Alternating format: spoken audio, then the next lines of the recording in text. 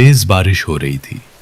शहर से थोड़ी दूर तीन दोस्त कमलेश, हरीश और प्रताप अपने अपने बाइक पे कहीं जा रहे थे।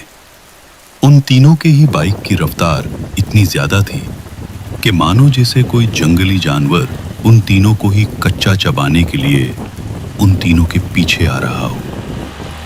उनमें से प्रताप सबसे आगे था। प्रताप हवा को चिरते हुए आगे बढ़ रहा था कि तभी अचानक सामने से एक काला साया दौड़ते हुए प्रताप की तरफ आया। प्रताप ने हड़बड़ाते हुए ब्रेक मारने की कोशिश की, लेकिन प्रताप के हाथ से उसका बाइक का कंट्रोल छूट गया और बाइक सीधा जाकर एक पेड़ पे टकरा गया। देखते ही देखते एक भयानक एक्सीडेंट हो गया। हरीश और कमलेश ने भी प्रताप का एक्सीडेंट होते हुए देखा था, लेकिन उन दोनों में से किसी ने भी प्रताप को बचाने की कोशिश नहीं की। वो दोनों ही प्रताप को नजरअंदाज करके प्रताप के सामने से गुजरते हुए आगे निकल गए। आखिर उन दोनों ने ऐसा क्यों किया? आखिर क्या वजह थी कि प्रताप को मरने की हालत में छोड़कर उन दोनों को वहां से भागना पड़ा? ये जानने के लिए समय से थोड़ा पीछे चलते हैं। प्रताप, कमलेश और हरीश तीनों ही बचपन के काफी अच्छे दोस्त थे। उन तीनों के ही ख्यालात एक दूसरे से काफी मिलते थे। उन तीनों को बाइक पर लॉन्ग टूर जाना और व्लॉगिंग करना काफी पसंद था।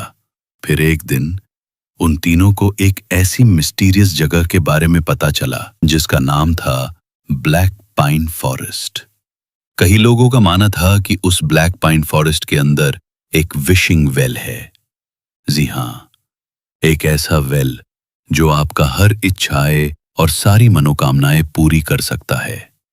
बदले में आपको अपने शरीर से कुछ बूंद खून उस कुएं के अंदर डालना होगा। लेकिन पिछले कई दिनों से जो भी उस जगह पर गया है वो वापस कभी नहीं लौटा। उन तीनों दोस्त ने भी इसी जगह पर जाने का फैसला किया। फिर एक दिन तीनों दोस्त सुबह सुबह जल्दी नाश्ता करके तीनों दोस्त उस जगह के लिए रवाना हो गए। तीनों ही दोस्त हवा से बातें करते हुए तेज रफ्तार से बाइक चला रहे थे। फिर 4 घंटे की लंबे सफर के बाद उन तीनों को एक पुलिस चेक पॉइंट नजर आया। जैसे ही एक ऑफिसर ने उन तीनों को रोकने का इशारा किया, तीनों दोस्त ने अपने बाइक की स्पीड को कम किया और उस ऑफिसर के सामने अपना बाइक रोका। उस पुलिस ऑफिसर ने उन तीनों को बड़े ही ध्यान से देखा और कहा, लगता है तुम तीनों इस जगह पर पहली बार आए हो। कहां जा रहे हो इतनी तेज स्पीड में? हरीश और कमलेश ने झूठ बोलते हुए कहा कि वो तीनों पास के ही एक गांव में जा रहे हैं। उस ऑफिसर को उन तीनों पर बिल्कुल भरोसा नहीं था, फिर भी उन तीनों का लाइसेंस और कुछ डॉक्यूमेंट्स चेक करके उन तीनों को वहां से जाने दिया।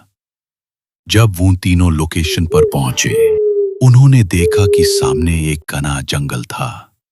तीनों के ही मन में एक अजीब सा डर तो था, लेकिन फिर भी वो तीनों हिम्मत करके उस घना जंगल के अंदर चले गए। जैसे ही उन तीनों ने उस जंगल के अंदर प्रवेश किया, तीनों को ही एक अजीब सा ठंड महसूस हुआ। रास्ता थोड़ा कठिन था, इसीलिए धीमी गति से तीनों आगे बढ़ रहे थे कि तभी प्रताप की नजर एक लंबे पेड़ की तरफ गई। उस पेड़ के बीचों बीच एक साइन बोर्ड टंगा हुआ था जिस पर एक वार्निंग लोगो बना हुआ था और नीचे लिखा था डेंजर जोन। उन तीनों ने अपना बाइक उस पेड़ के नजदीक रोका और बड़े ही ध्यान से उस वार्निंग साइन बोर्ड को पढ़ने लगा। उस बोर्ड पर नीचे छोटे अक्षरों में लिखा हुआ था, इस पेड़ के आगे जाना मना है। जो कोई भी इस पेड़ के आगे गया है वो आज तक लापता है। ये पढ़ते ही हरीश और कमलेश ने जोर जोर से हंसते हुए कहा, क्या बकवास लिखा है क्या यार। मजाक लगा रखा है यार। लेकिन प्रताप के मन में एक अजीब सा डर बैठ चुका था।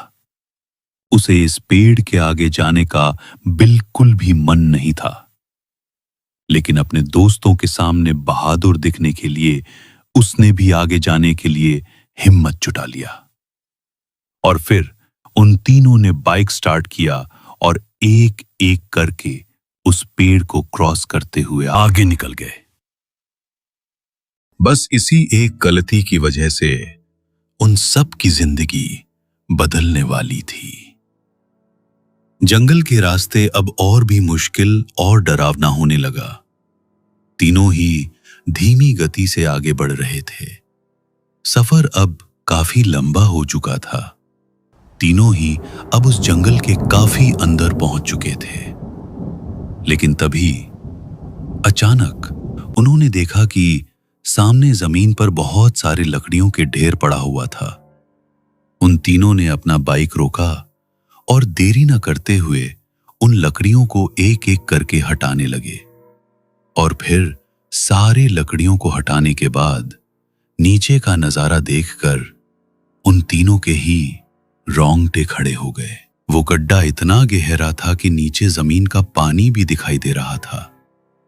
कमलेश, हरीश और प्रताप तीनों ने ही देखा कि उस गड्ढे के नीचे इंसानों के हड्डी और कुछ शरीर के अंग नीचे पानी में तैर रहे थे।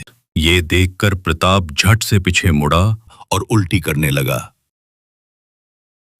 कमलेश और हरीश ने मजाक करते हुए कहा, ले फिर से इसका नाटक शुरू। अबे फट्टू, क्या हुआ?